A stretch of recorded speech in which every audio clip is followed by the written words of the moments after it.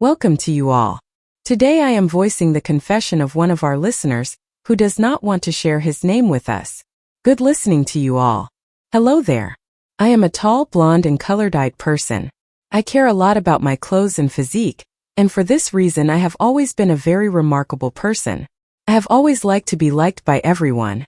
I have been living in Istanbul with my husband for a while. After we got married, we started to live here by renting a luxury apartment.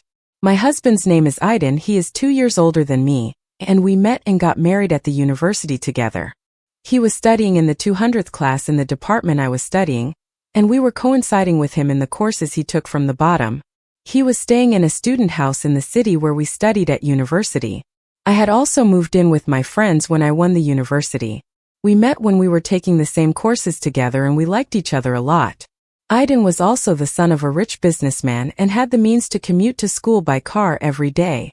When we met, even though we talked about the class, the intimacy between us grew. When we started to like each other, we started seeing each other and spending time together outside of class. He was extremely handsome and very rich. When we decided to become lovers, he bought me expensive gifts and drove me to and from school every day. Our relationship continued like this for 3 years. Then we came to Istanbul, his hometown, where we got engaged after our families met. They covered all the expenses during the engagement.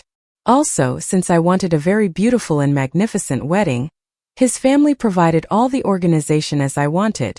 We bought a house together in Istanbul and started to work together by establishing a company. However, I did not want to get up and go to work every day in the morning with so much material wealth. I told him that I did not want to work because we were in a good situation anyway. He said that he could accept my offer if I really wanted to. I was planning to sit at home and spend time without working for at least a while. I was already 28 years old and I liked traveling and spending time with my friends rather than working. My husband did whatever I asked and did everything he could to make me happy. In this way, I was in a calm and peaceful relationship. It was the 4th year of our marriage and I was getting bored. Even though he did what I wanted, I was tired of sitting at home and doing the same things. My husband lived a more monotonous life than me. Every day he went to work early and came back late. Since he was working much more than before, I could not spend time with him and I was very bored at home alone. I was trying to impress him by cooking him nice meals and wearing nice clothes to get his attention. Lately I felt that his love and interest in me was diminishing. I needed more attention and pampering. So for a while we continued to live in a cold way without looking at each other. When I asked him if he had any problems with his work, he told me not to worry about it. He even gave me a lot more money than before. But this was not enough for me. When he had time off from work, he would lock himself in his study and stay there for hours. From there, I became bored and overwhelmed with the lack of attention and loneliness. I went on like this for 7 months and I was sure that my husband was cheating on me because we no longer had a sexual life together. He was also coming home very late and traveling to other cities for business trips. If he didn't fulfill any of my needs except money, he was a handsome and muscular boy. As I received cargo, he delivered all my cargo and somehow we started to chat a little. Usually when I ordered household goods, he took the trouble to drop them off inside. He didn't order tea or coffee to thank him when he left the goods inside the house. Over the course of a week, I ordered many deliveries and wanted to spend some time and have some fun with this handsome man. When I ordered a large coffee table, I was sure he would deliver it. After I got the message that my order had been delivered, I put on a mini nightgown, put on my most expensive perfume, put on some light makeup and left my hair messy. This young boy came to drop off the delivery again. I asked him to take the box of coffee tables to the bedroom if he wouldn't mind. I was walking ahead of him when he took off his shoes and walked in and I noticed that he was staring at me. I liked the way he looked at me and seemed interested.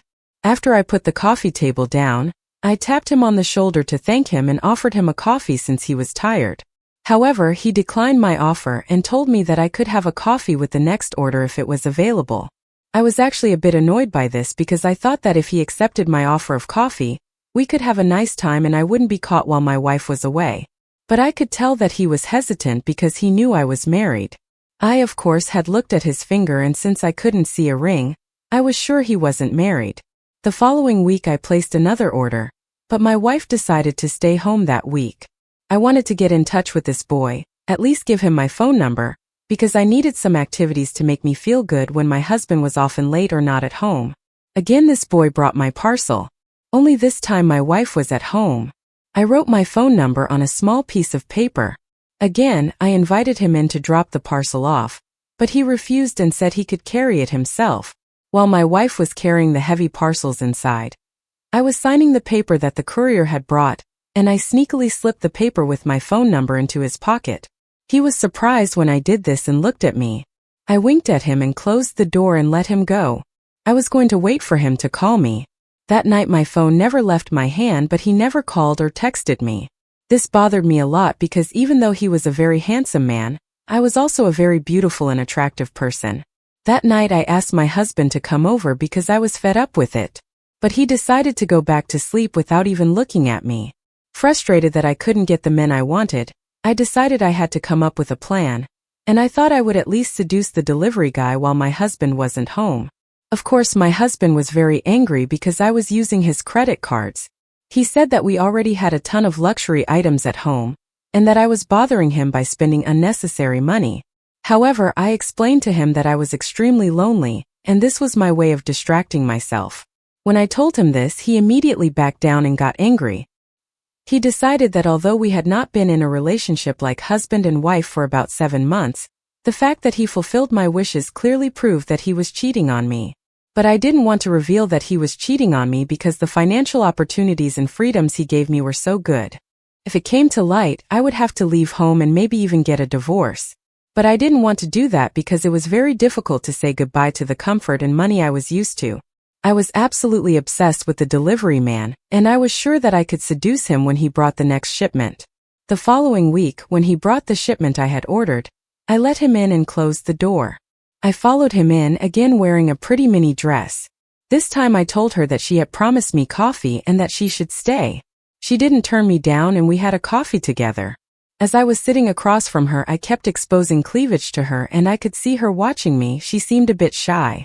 But I sat down next to her and approached her under the pretext of asking her some cargo questions.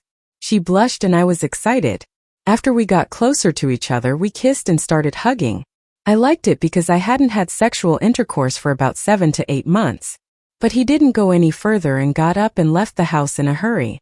I thought that he was shy, but he liked it, and I thought that maybe when he came again we could be together. So the next time he came I decided to write him a letter and give it to him.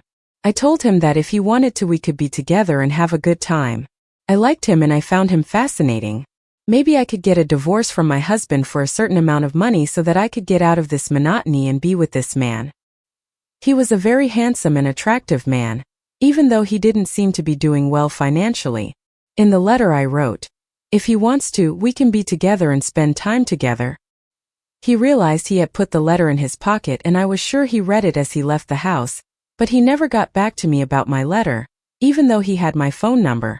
He didn't even look at me when he brought my next orders. This bothered me a lot because I liked him a lot and I even imagined that we could have a relationship together.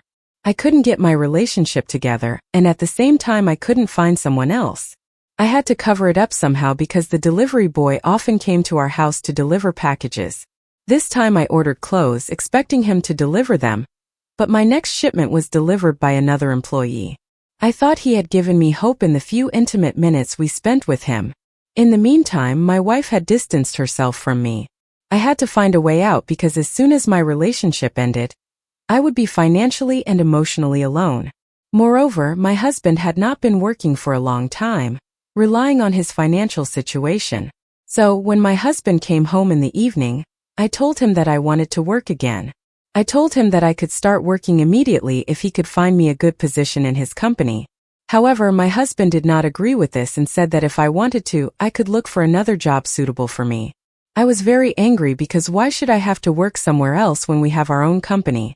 We started fighting about it and he said that I should stand on my own feet and that I was spending too much money. My husband, who normally had never withheld anything from me financially, had now completely ruled me out. I was really annoyed by this and I had to somehow figure out what was going on. The next day I dressed up nicely and went to visit my husband's company unannounced. I sat in the waiting room in front of him, telling him that my husband was in an important meeting and that we would not be able to meet for 2 hours.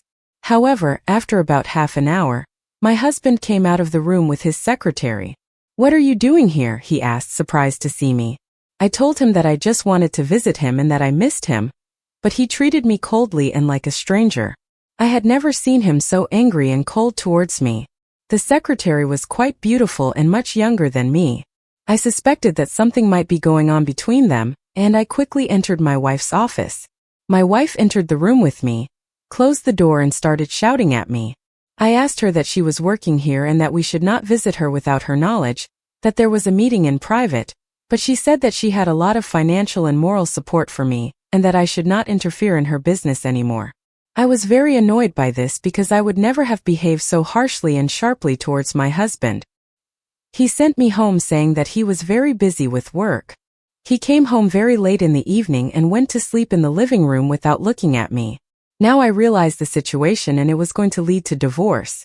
I caught him the next day before going to work and told him that we needed to talk. I told him that we hadn't looked at each other for 7 to 8 months and that he showed no interest in me, that he was always coming home late and that he had completely lost interest and that this made me very sad.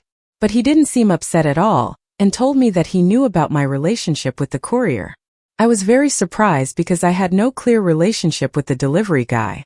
I told him that he was just delivering my parcels and that nothing had happened, but after that act, he went to my wife and complained about me. It turned out that the courier was also a married man, and I thought he was not married because he was not wearing a ring, but he was not wearing a ring while he was working, and he somehow told my wife that he was uncomfortable with this situation. For this reason, someone else is now bringing my cargo. Not knowing what to say or what to do, I realized that I had to tell her that I was doing this because of her indifference, but she said that I was spoiled and that she was very disturbed by the fact that I looked at other men instead of talking about even the slightest lack of interest. That's why she wanted to divorce me. I told her she could get a divorce, to hell with it, and she wouldn't give me a penny of money. I realized that my unfaithful behavior and making this mistake cost me my life. He quickly filed for divorce and I had to leave the house without getting a penny. I realized that you cannot build a happy home or life by only caring about material things. I wish I had worked and none of this would have happened to me. Now I have a tiny house and I am trying to somehow continue my life by looking for a job. From now on I have to stand on my own feet and not rely on any other man's money. That's all I have to say. Thank you for listening to me. Yes, friends, today I have voiced the confession of one of our listeners who did not want to share his name with us. He is showing us something else in this story. Let me tell you what it is. This is a stance that I have always defended. No person has ever executed their life by relying on someone else's money. You should always stand on your own feet. Everything can change in life. Friends, your spouse whom you trust so much today, who provides you with all the good opportunities, may turn into a completely different person tomorrow. So please, please, please don't shape your life by relying on the lives of others. Let the only thing you rely on be yourself. I am addressing my listeners here. Please don't see standing on your own feet as a deficiency, because prove that it is a huge plus and that when you are faced with a situation that you don't want, you are at a point where you can knock on the door and get out. To everyone, please don't give up on yourself. That's all I have to say. I am really curious about your thoughts on this subject. I mean, what are your perspectives, your approach to life? Please write to me if you have any confessions you want to share with me, what you have experienced and what you cannot tell anyone. I am here, please contact me. Stay in love, goodbye.